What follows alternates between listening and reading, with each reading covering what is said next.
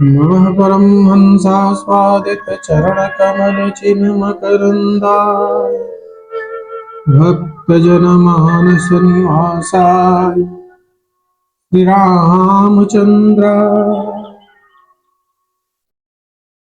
श्यामङ्गं रसमयं नित्यं पारासरिकुलोद्भवम् श्रीमत्श्यामसुन्दरदेवाख्यं सद्गुरुं प्रणमाम्यहम्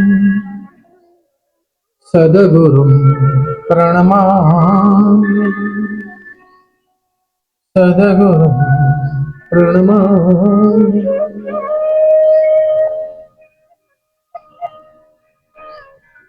आप और हम परम सौभाग्यशाली हैं कि जब पूरा देश प्रभु के परम प्रिय भक्त अनंत बलवंत श्री हनुमंत लाल जी का जन्मोत्सव मना रहा है। इस समय प्रभु की कृपा से हम और आप उन्हीं के परम प्रिय भक्त श्री हनुमंत लाल जी का जीवन चरित्र स्मरण करने जा रहे हैं। जिस प्रकार प्रभु श्री रामचंद्र जी के जीवन की चर्चा श्री रामचरितमानस में करते हुए गोस्वामी जी ने लिखा कि यद्यपि शेष महेश गणेश कोटि कोटि वर्षों तक प्रभु के चरित्र का गान करें, तब भी प्रभु श्री राम के चरित्र गाए नहीं जा सकते। हरि अनंत हरि कथा अनंता, तथापि अपनी वाणी को पवित्र करने के लिए गोस्वामी जी कहते हैं, निज गिरा पावन करण कारण राम जस तुलसी कहो। इसी भाव से हम और आप भी अपनी वाणी और अपने श्रवण को पवित्र करने के लिए आज श्री हनुमंत लाल जी के जीवन के बारे में कुछ कहेंगे और सुनेंगे। जब दशानन के अत्याचार से पाप का भार इतना बढ़ गया कि धरती अकुला गई। मां धरती कहती है कि बड़े बड़े पहाड़ों का भार मुझ पर उतना नहीं पड़ता जितना किसी एक पापी के द्वारा किए गए पाप का भार। मां ऋषि मुनियों को लेकर ब्रह्मलोक गई, अपने कष्ट को सुनाया और ब्रह्मा जी ने कहा मां धरती से कि जिस तरह तुम प्रभु की दासी हो, मैं भी उसी तरह प्रभु का दास हूं। इस समय केवल प्रभु ही इस संकट से हमें उबार सकते हैं। और महादेव के सुझाव को मानते हुए सभी देवताओं ने प्रभु की स्तुति की, जय जय सुरनायक। और देवताओं की स्तुति को सुनकर आकाशवाणी हुई। प्रभु ने कहा, जन डर पहु मुनि सिद्ध सुरेशा, तुम्हि लाग धरियहु नरभेसा, अनशन सहित मनुज अवतारा, लइहो दिनकर वंश उदारा। और ये भविष्यवाणी जब महादेव ने सुना तो बेचैन हो गए कि प्रभु जा रहे हैं, उनकी सेवा में मुझे भी जाना चाहिए। कैलाश पर बैठे हुए महादेव मां पार्वती को प्रभु की चर्चा सुना रहे हैं और सुनाते सुनाते महादेव ने कहा, पार्वती, हमारे इष्ट प्रभु श्री राम राजा दशरथ के यहां अवध में जन्म लेने जा रहे हैं। मेरी भी बहुत इच्छा है कि मैं भी प्रभु की सेवा में जाऊं, इसलिए मैं धरती पर अवतार लेने जा रहा हूं। प्रभु लीला करते हुए रावण का संहार करेंगे, धरती से पाप कम होगा और फिर पुनः धर्म की स्थापना होगी। इस कार्य में मैं भी प्रभु की सेवा में रहूंगा। ऐसा सुनकर मां पार्वती उदास हो गई। मां को लगा कि शायद मेरा महादेव से बिछोह न हो जाए। मां ने पूछा, महादेव, यदि आप प्रभु की सेवा में जाएंगे तो कृपा करके मुझे भी ले चलिए, मैं भी आपके साथ प्रभु श्री राम की सेवा करूंगी। महादेव ने कहा, देवी, इस लीला में आपका जाना उचित नहीं है। इस बार मैं अखंड ब्रह्मचारी व्रत धारण कर प्रभु की सेवा करना चाहता हूं। इसमें आपका मेरे साथ रहना उचित नहीं होगा। मां पार्वती ने पूछा, प्रभु, जब प्रभु राम धरती पर जन्म लेंगे तो आप किस रूप में जाएंगे? महादेव ने कहा, इष्ट के बराबर सेवक का स्थान नहीं होना चाहिए। मेरे प्रभु नर रूप में जा रहे हैं तो मेरा नर बन के जाना उचित नहीं है, इसलिए मैं बानर बन के जाऊंगा। इस भेष में जाने से मुझे यह लाभ होगा कि अपने लिए सोचने की जरूरत नहीं रहेगी। प्रत्येक क्षण में प्रभु की सेवा करता रहूंगा। जब मां ने देखा कि महादेव अब निश्चय कर चुके हैं, तुम्हारी विनती किया, प्रभु मुझे भी अपने साथ ले चलिए। बार बार विनती करने पर महादेव ने कहा, पार्वती मां से, कि आप कैसे चलेंगे वहां, क्या बनेंगी आप चल के? तो मां पार्वती ने कहा, प्रभु जब आप बंदर बनेंगे ना तो मैं आपकी पूंछ बन जाऊंगी। मां ने कहा, महादेव, आप प्रभु की सेवा करिएगा, लेकिन देखिएगा युद्ध में मैं भी आपसे पीछे नहीं रहूंगी। और भक्त जानते हैं कि हनुमान जी ने अपने हाथों से निशाचरों का जितना संहार किया, उससे ज्यादा उनकी पूंछ ने किया। हनुमान तो एकाध राक्षसों को हाथ से पकड़ते, पूंछ एक ही बार सैकड़ों राक्षसों को बांध देती और पटक पटक के मार डालती। इस प्रकार जब महादेव प्रभु की सेवा के लिए हनुमान रूप धारण करने का निश्चय किए और मां पार्वती उनकी पूंछ बनने के लिए तैयार हुई, तो ये रचना जब बन गई थी, इसके साथ साथ एक और घटना घटी। एक बार बानरों के राजा कुंज, जो महादेव के परम भक्त थे, लेकिन उनको कोई पुत्र नहीं था। पुत्र प्राप्ति के लिए कुंज महादेव की पूजा आराधना में लगे और भगवान महादेव कुंज की आराधना से प्रसन्न होकर प्रकट होकर कहा, कुंज वर मांगो। कुंज ने हाथ जोड़कर कहा, प्रभु मुझे परम तेजस्वी एक बालक की इच्छा है, आप कृपा कर ऐसा वरदान दें ताकि मुझे ऐसा पुत्र पैदा हो, मुझे ऐसा पुत्र प्राप्त हो जिसके करते मेरा नाम अमर हो जाए। महादेव सर्वज्ञ हैं, ध्यान लगाकर देखे, उन्होंने देखा ब्रह्मा जी ने तो कुंज के भाग्य में इस जन्म में कोई पुत्र लिखा ही नहीं। महादेव ने कहा, कुंज, विधि का विधान है कि तुम्हें इस जन्म में कोई पुत्र तो प्राप्त नहीं होगा, लेकिन तुम्हारी आराधना व्यर्थ भी नहीं जाएगी। तो महादेव ने कुंज से कहा कि मैं तुम्हें आशीर्वाद देता हूं कि तुम्हें एक ऐसी तपस्विनी परम भक्ता पुत्री पैदा होगी, जिसके गर्भ से जो पुत्र पैदा होगा वो भगवान का परम भक्त होगा और उसके जस पराक्रम और भक्ति के कारण तुम्हारा भी नाम दुनिया में अमर होगा। लोग उसके करते तुम्हें भी याद किया करेंगे। और ऐसा ही हुआ।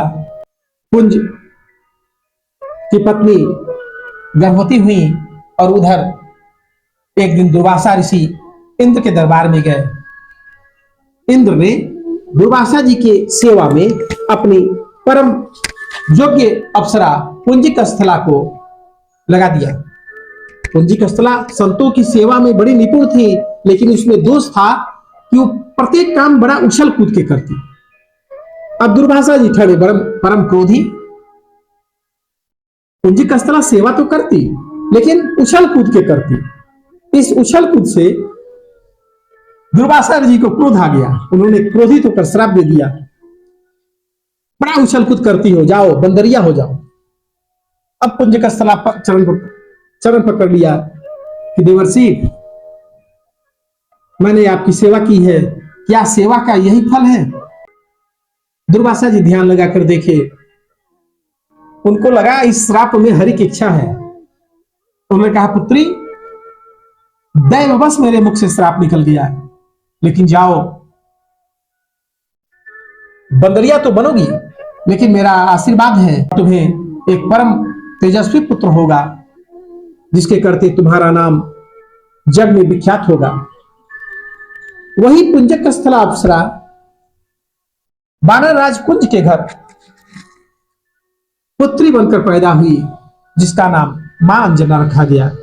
और समय पाकर इसी माता अंजना का विवाह सुमेरु पर्वत पर रहने वाले बानरों के राजा केसरी से संपन्न हुआ। दोनों महाराज केसरी और माता अंजना सुखपूर्वक विहार करने लगे। समय बीता।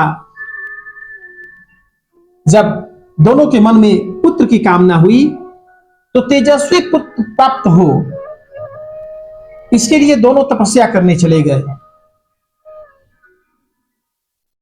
जब तप के लिए जाने लगे तो मां अंजना मतंग ऋषि के पास गई, उनसे आज्ञा लेने के लिए, मार्गदर्शन प्राप्त करने के लिए। मतंग ऋषि ने कहा, पुत्री, तुम वेगतांचल पर्वत पर चली जाओ और वहां शिव की आराधना करना। शिव की कृपा से तुम्हें दिव्य पुत्र प्राप्त होगा। मां अंजना वेंकटेश पर्वत पर गई और वहां तप करने लगी। तप करते करते कुछ काल बीता।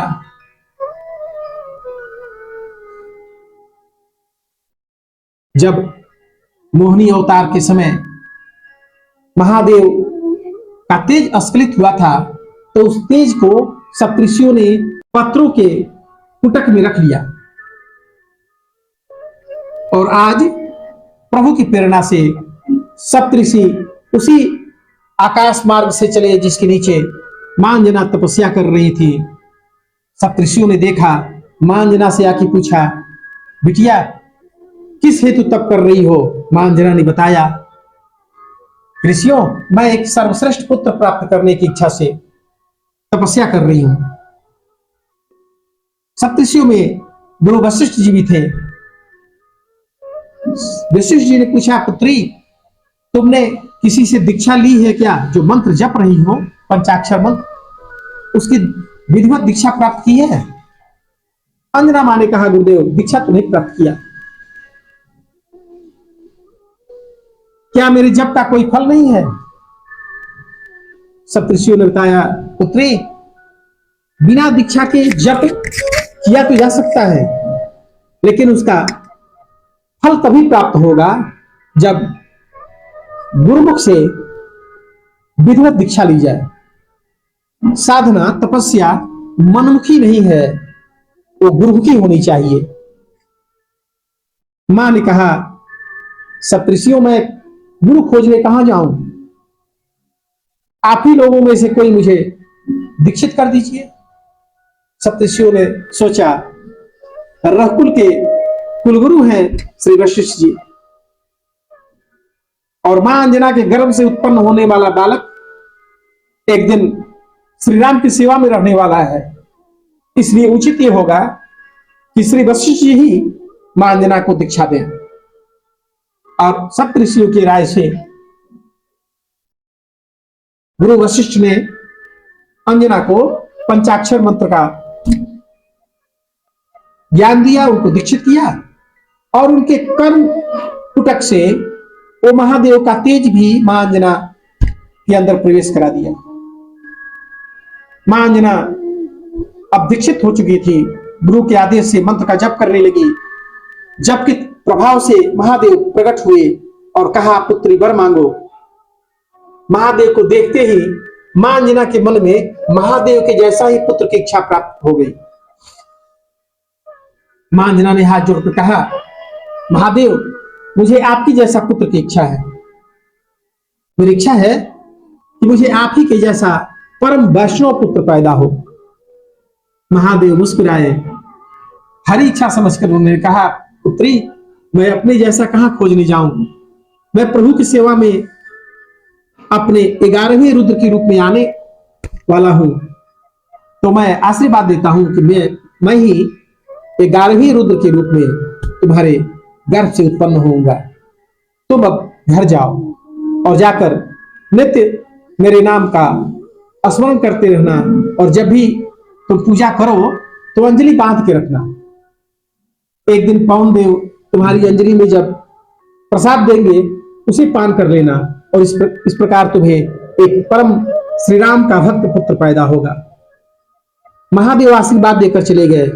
माता अंजनी केसरी के साथ घर लौटी और नित्य दोनों प्रभु का ध्यान करते, अंजलि बांध के खड़े रहते, घंटों प्रतीक्षा करते रहते, पवन देव को प्रसाद देते हैं। और इधर श्री अवध में गुरु वशिष्ठ की आज्ञा से राजा दशरथ के यहां पुत्र कामेष्टि यज्ञ प्रारंभ हुआ था। साक्षात अग्निदेव चरु लेकर प्रकट हुए, वशिष्ठ जी को दिए और कहे, राजा से कहो ये चरु अपनी इच्छा के अनुसार, योग्यता के अनुसार अपनी रानियों में बांट दें, रानियों को दिव्य पुत्र प्राप्त होंगे। ऐसा कहकर अग्निदेव अंतर ध्यान हुए।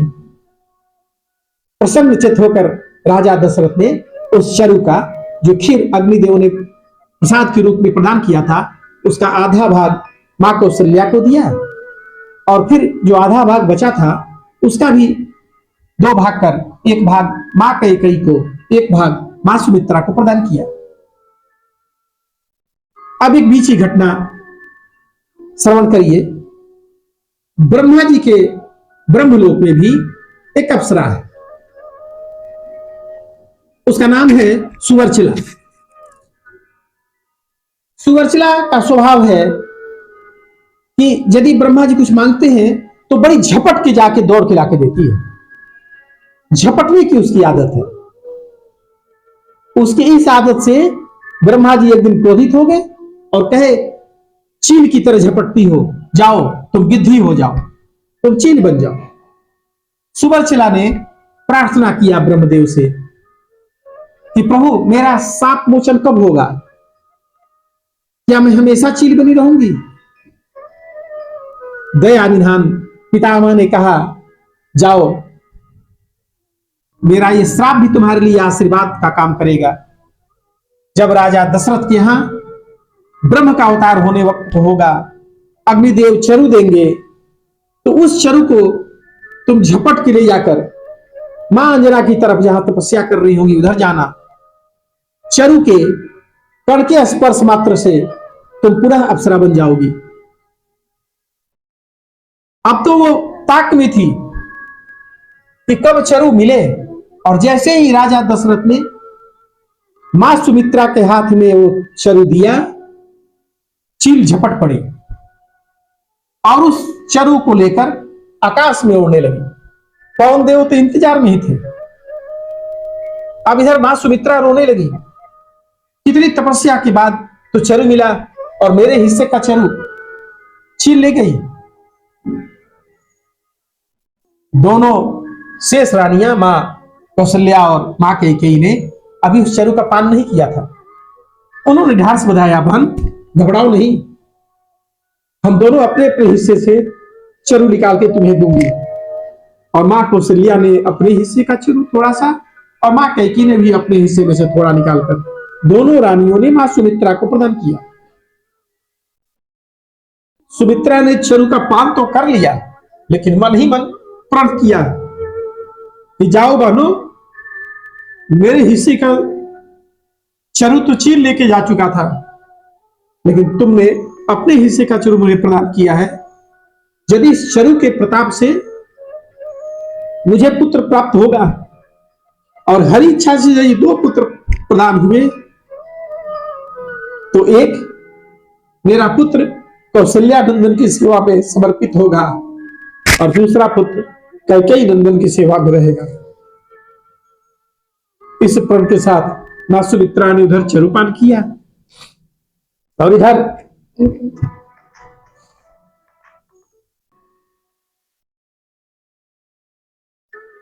इधर वो चील चरु को लेकर आकाश मार्ग से उड़ती जा रही है और पवन देव मौके की तलाश में है। जैसे ही वो चील मां अंजना के ऊपर पहुंची, पवन देव ने जोर का झटका दिया, चील के मुख से वो चरु छूट गया। पवन देव ने संभाला और ला के मां अंजना के हाथ में गिरा दिया। मां अंजना ने उस चरु का पान किया।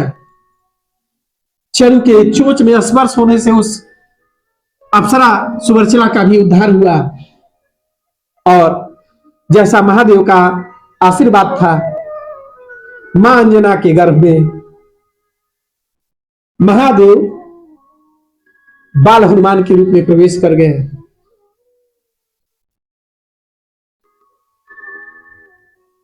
केसरी रोज पूछते हैं मां अंजना से कि देवी तुम्हें कैसा महसूस होता है।